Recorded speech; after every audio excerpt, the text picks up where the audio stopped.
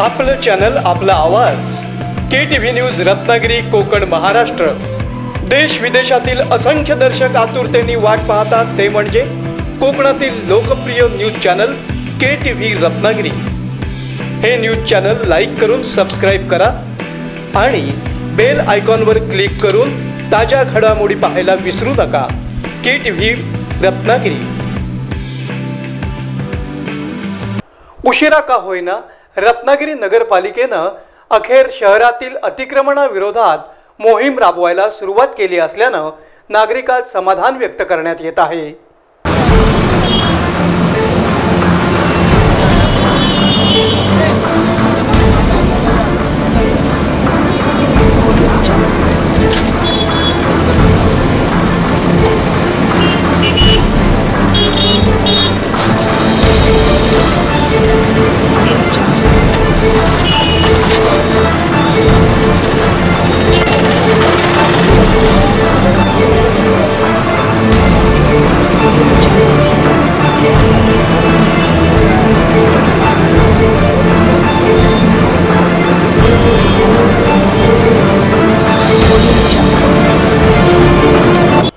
रत्नागिरी शहर खोका नगरी बनली असल्याची टीका होऊ लागल्यानं तसंच वरिष्ठ नागरिकांनी लेखी तक्रार केल्यामुळेच रत्नागिरी नगरपालिकेनं बेकायदेशीररित्या उभारलेल्या टपऱ्यांवर कारवाई केली आहे.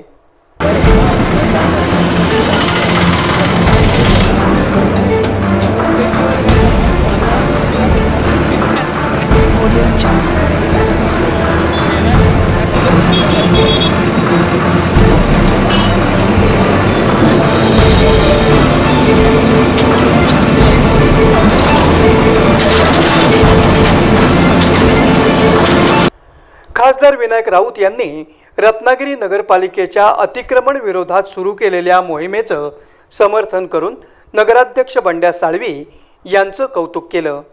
मागच्या अनेक वर्षापासून इथले सिनियर सिटीजन जे होते, खास करून मॉर्निंग वॉक करणारी जी मंडळी होती, त्यांची सुद्धा सातत्याने मागणी होती की फुटपाथवर ज्या पद्धतीने अनधिकृत झोपड्या आणि व्यवसाय वाढलेले आहेत ते काढावे नगरपालिकेने.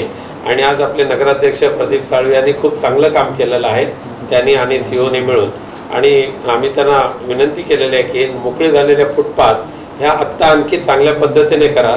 आत्ता जवळजवळ नाही म्हटलं तर आपण रत्नागिरीकरांसाठी महाराष्ट्र सरकारच्या नगरविकास खात्याकडून एक 30 ते 40 कोटी रुपये नक्की मिळतील रत्नागिरीच्या सुशोभीकरणासाठी.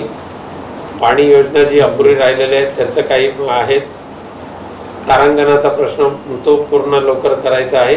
पण रत्नागिरीतले जे रस्ते आहेत हे रस्ते पूर्णपणे कॉन्क्रीट करावेत, अशासाठी आम्ही विशेष निधीची मागणी केलेली आहे. रत्नागिरी नगरपालिकेतील ज्येष्ठ नगरसेवक आणि आरोग्य सभापती राजन शेटे यांच्या प्रमुख मार्गदर्शनाखाली शहरातील अनधिकृत टपऱ्या उचलण्यास सुरुवात करण्यात आली आहे आणि पुढेही ही मोहीम सुरूच राहणार असल्याचं सांगण्यात आलं. सलग चौथ्या दिवशीही रत्नागिरी नगरपालिकेची खोके, टपऱ्या आणि गाड्या उचलण्याची धडक मोहीम सुरूच असल्याचं दिसून आलं.